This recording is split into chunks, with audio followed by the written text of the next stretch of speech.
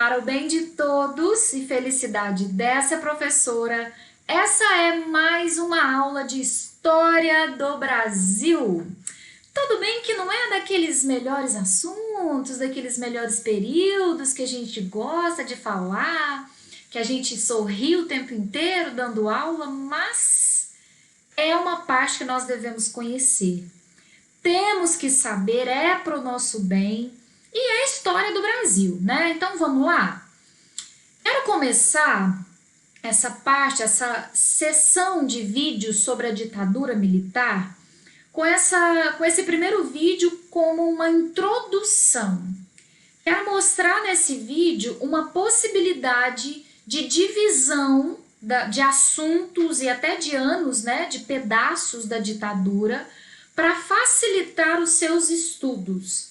Ao invés de pegar a ditadura inteira e estudar ela inteira, eu vou te sugerir nesse vídeo tópicos que você pode fazer para estudar a ditadura de uma maneira mais eficiente, mais organizada. Essa é a minha ideia. Antes de te mostrar que divisão você pode fazer para estudar melhor, eu quero te fazer uma ressalva, te corrigir num ponto, já começar corrigindo, nos corrigindo, porque até eu, como historiadora, já cometi esse erro, como professora, já cometi esse erro. O erro que está nesse slide de capa. Por muitos anos, nós nos referimos a esse período da história do Brasil como ditadura militar. Os 21 anos governados por presidentes militares, sim, isso é inegável.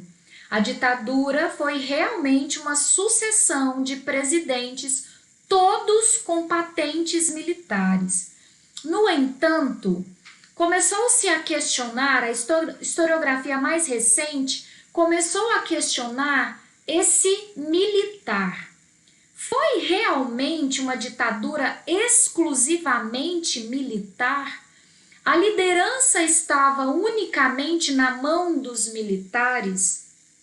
Não há nem um pedaço, nem uma partezinha de participação de civis.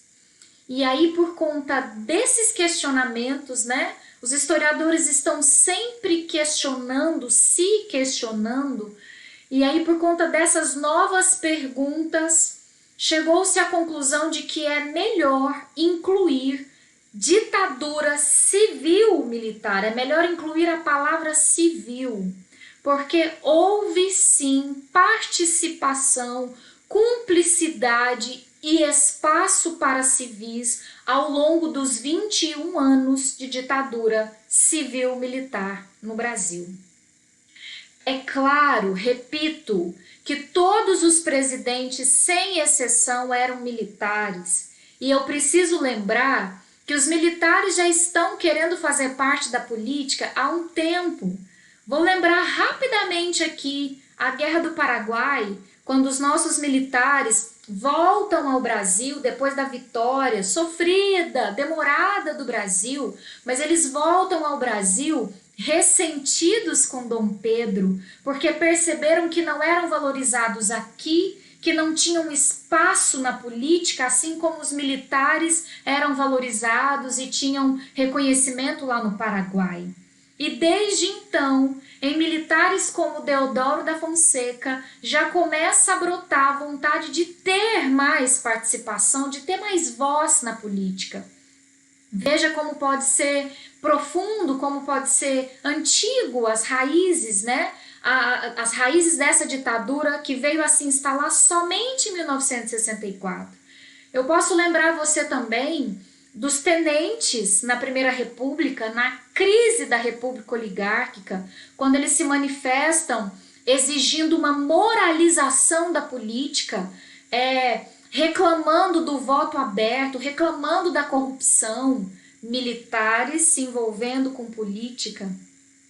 Então eu já tenho raízes antigas, mais para trás mesmo, que vão mostrar que esses militares estão na cena política, ou pelo menos querendo entrar nela, e isso vai acabar acontecendo em 1964. Não dá para tirar militar. Foi uma ditadura militar, sim, mas a questão aqui é que ela não foi exclusivamente militar. Eu tenho participação e, repito a palavra, cumplicidade de civis. Eu tenho grandes ministérios, grandes órgãos da ditadura sendo liderados por homens civis. Eu tenho uma população que foi às ruas. Eu tenho mulheres, eu tenho igreja indo às ruas na Marcha da Família com Deus pela Liberdade, apoiando o movimento de 64. Se você preferir chamá-lo de movimento, eu prefiro chamá-lo de golpe. Então, desde a sua instalação, a ditadura foi apoiada, aprovada, desejada pelos civis. Então, não cabe mais usar ditadura militar apenas. É mais correto para a historiografia recente considerar ditadura civil-militar. Esse período doído, difícil e mais demorado do que se imaginou, 21 anos, em que o país esteve sob um regime de exceção ditatorial, governado por presidentes militares, de 1964 a 1985.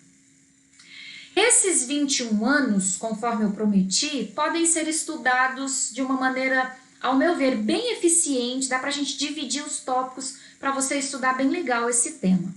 Primeiro, dá uma olhadinha aí na cara dos presidentes, né, dos 5 presidentes militares que nós tivemos. Na sequência, esse é o senhor Castelo Branco, o primeiro, aqui o Costa e Silva, o segundo, aqui o Garrastazu Médici, o terceiro, aqui o Ernesto Geisel, o quarto, e o último, João Figueiredo, o último presidente militar.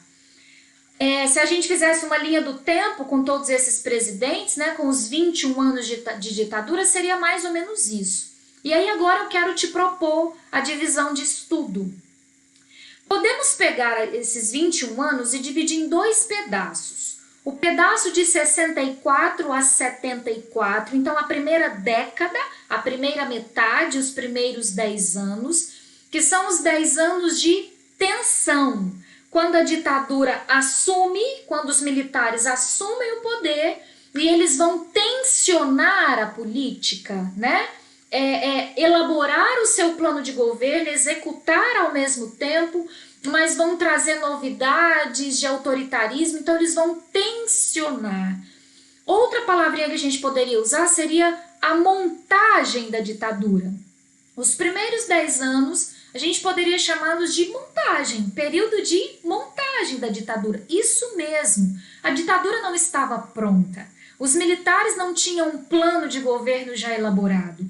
Há muito tempo que eles estão apaixonados pela política, visualizando a política, sonhando em ter um espaço, mas eles não têm uma organização homogênea. Eles não são homogêneos. Existe divisão entre eles, né? Existe pensamento diferente também entre os militares. Então não está pronto. Esse governo não está pronto, ele vai se montar a partir de 64. Então você vai ter esses 10 primeiros anos de montagem da ditadura. Pode pensar como um jogo de Lego mesmo. Eu vou montar o meu castelinho ditatorial agora. É consertar o avião enquanto ele voa, é mais ou menos isso. Eu já estou no poder, eu vou montar meu projeto agora. É tensionar, ao mesmo tempo é montar. E eu tenho os 11 últimos anos, ou os 10 últimos anos, né? A segunda metade, de 74 a 85. Claro que esse 74 compreenda aí, né? Meio lá, meio cá, mas é só para ficar didático. Os últimos 10 anos, a segunda metade, seria um momento de distensão. O contrário de tensão, né? Seria um momento de afrouxamento, ou melhor, de desmontagem.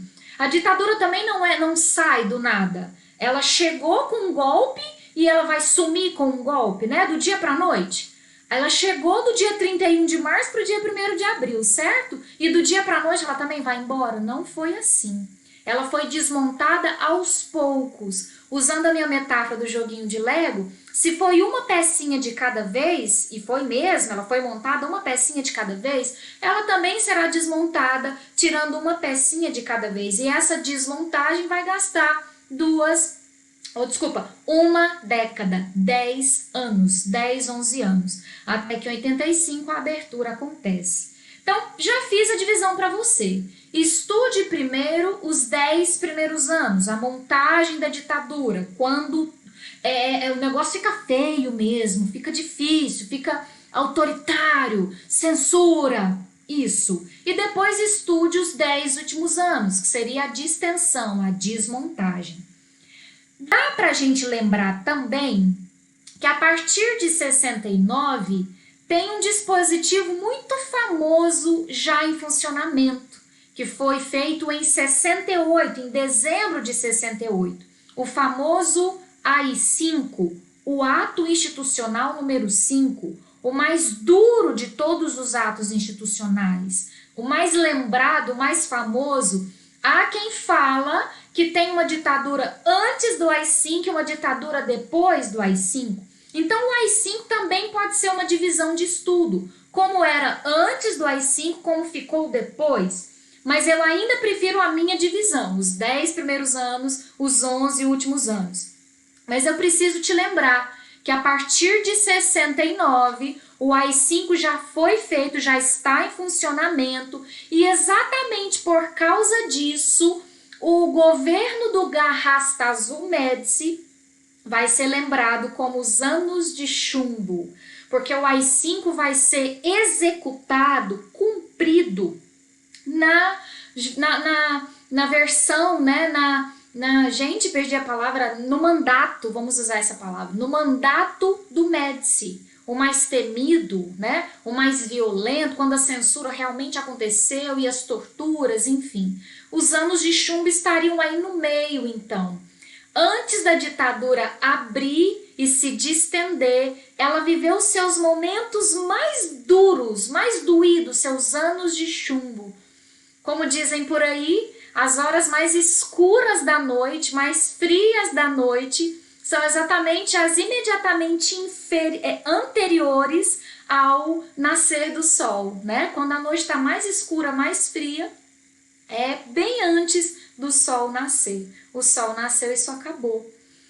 O momento de cansaço talvez seja o momento que você está mais perto da vitória, ok? Faz sentido? Você nadou, você está quase chegando na praia, mas você está muito cansado nesses últimos momentos.